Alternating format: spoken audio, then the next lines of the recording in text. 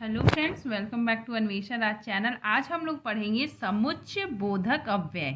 ठीक है, इसे योजक भी बोला जाता है। ठीक है, इंग्लिश में इसको बोलते हैं कंजक्शन। ठीक है, और ये क्या है? अव्यय का ही एक प्रकार है। ठीक, पहले हम लोग देखते हैं अव्यय क्या है। ठीक है ना, अव्यय कहते किसे हैं? अव्यय को अगर तोड़ेंगे तो अ प्लस व्यय, जो व्यय ना हो उसे अव्यय कहते हैं। इसे अविकारी शब्द भी कहते हैं। ठीक है, सबसे पहले इसकी परिभाषा देखते हैं। अव्यय अव्यय की परिभाषा देखते हैं। जिन शब्दों पर लिंग, वचन, कारक और काल का प्रभाव नहीं पड़ता है, उसमें किसी प्रकार का परिवर्तन नहीं होता है, उसे अव्यय कहते हैं।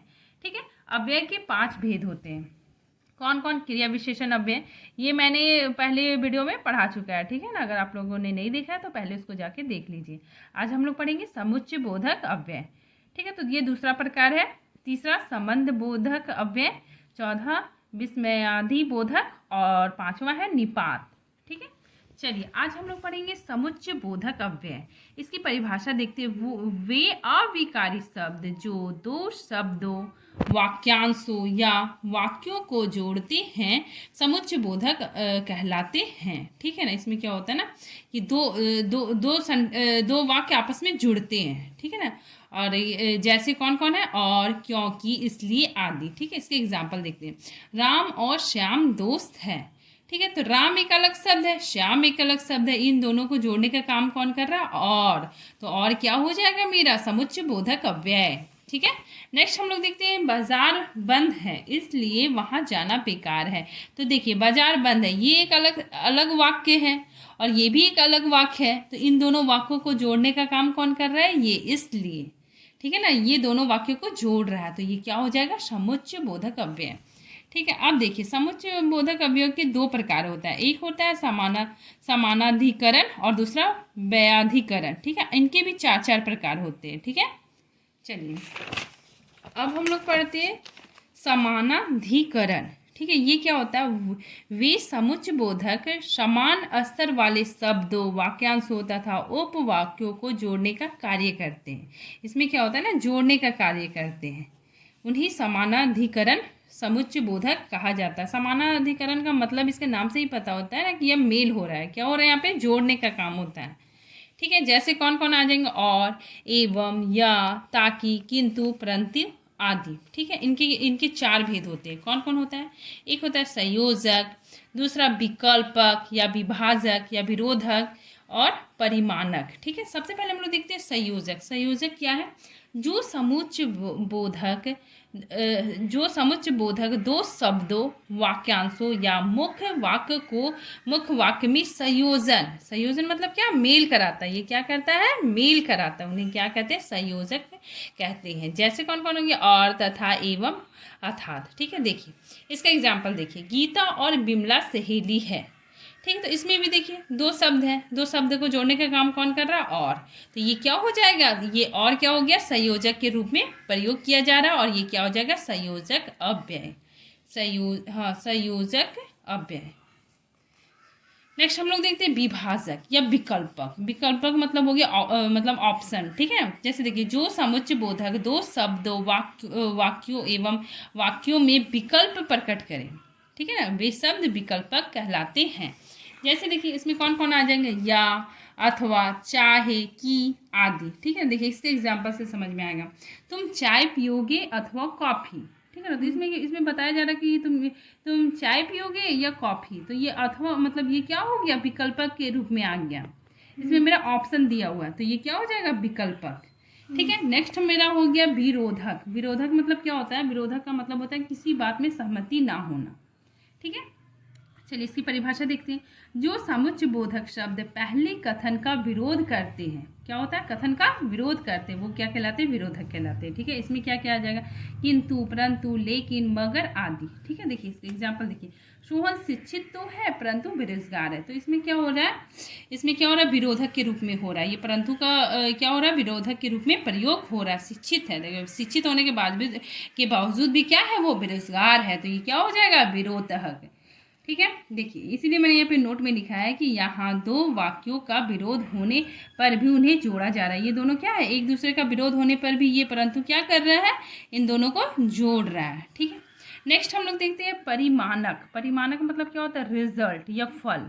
ठीक है, जो समुच्चय बोधक शब्द पूर्व कथन के परिणाम का बोध कराएं, इसमें क्या होता है? परिणाम, परिणाम का बोध कराएं, उन्हें परिमानक कहते हैं। ठीक है, ऐसे वाक्यों में कार्य करण का भाव अवश्य होता है। ठीक है, देखिए इसमें कौन कौन आएंगे? इसलिए, अतएव, अन्यथा, नहीं तो, आदि। ठीक है, देखिए इसके एग्जाम्पल देखिए। परिमानक का, गाड़ी छूट गई इसलिए मैं आगरा ना जा सका। ठीक है ना, मतलब गाड़ी छूट गया, इसके परिणाम मतलब इसलिए क्या हो गया? परिणाम के रूप में यूज हुआ है कि वह क्या हो गया? आगरा नहीं जा पाया। ठीक है, इसके परिणाम स्वरूप वो आगरा नहीं जा पाया, तो ये क्या हो जाएगा? परिमानक हो जाएगा। ठीक है, नेक्स्ट मेरा आ गया व्याधिकरण। व्याधिकरण में क्या होता है? इसकी परिभाषा देखते हैं। जो शब्द किसी वाक्य के प्रधान अथवा आश्रित उपवाक्यों को परस्पर जोड़ने का काम करते हैं। क्या करते हैं? परस्पर जोड़ने का काम करते हैं। ठीक है ना, वे शब्द व्याधिकरण समुच्चय बोधक अव्यय कहलाते हैं। ठीक है, इसके एग्जाम्पल देखिए। यदि वर्षा होती तो फसल अच्छी होती। तो देखिए ये यदि वर्षा होती, ये क्या मेरा प्रधान वाक्य हो रहा है, और फसल अच्छी होती, ये क्या इसका आश्रित वाक्य है। ठीक है, और ये तो क्या हो गया? दोनों वाक्यों को जोड़ रहा है। ये दोनों वाक्यों को क्या कर रहा है? जोड़ रहा है। इसीलिए मैंने परिभाषा में लिखा है कि जो शब्द किसी वाक्य के प्रधान, देखिए प्रधान वाक्य हो गया, आश्रित उपवाक्यों को परस्पर जोड़ने का जो काम करता है वो क्या हो जाता है? व्याधिकरण होता है। ठीक है, देखिए इसके भी 4 प्रकार होते हैं।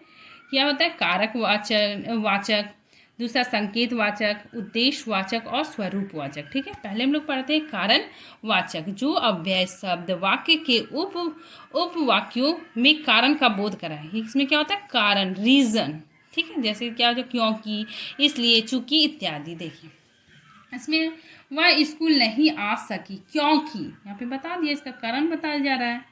उसकी बहन की शादी थी, तो ये क्योंकि क्या हो गया? कारण का पता चल रहा है, तो ये क्या हो जाएगा? कारण बोधक के रूप में ये प्रयोग हुआ है, और ये क्या हो जाएगा? कारण वाचक हो जाएगा। ठीक है, नेक्स्ट हम लोग देखते हैं स्वरूप वाचक। स्वरूप वाचक में क्या होता है? जिन शब्दों से मुख्य वाक्य का अर्थ स्पष्ट हो। इसमें क्या होता है? मुख्य वाक्य का अर्थ स्पष्ट होता है। ठीक है ना, वे शब्द स्वरूप वाचक व्याधिकरण कहलाते हैं। ठीक है, देखिए इसमें एक इंपॉर्टेंट बात है कि ऐसे समुच्चय बोधक शब्द जिसमें स्पष्टीकरण होता है। क्या होता है? उसका स्पष्टीकरण होता है। जैसे कौन क्या क्या आ गया? अर्थात, यानी, मानो, आदि। ठीक है, इसका एग्जाम्पल देखिए। आज 15 अगस्त है, ये मुख्य वाक्य है, और इसका स्पष्टीकरण कर रहा है कि अर्थात स्वतंत्रता दिवस है। ठीक है, तो ये इसका अर्थ स्पष्ट कर रहा है।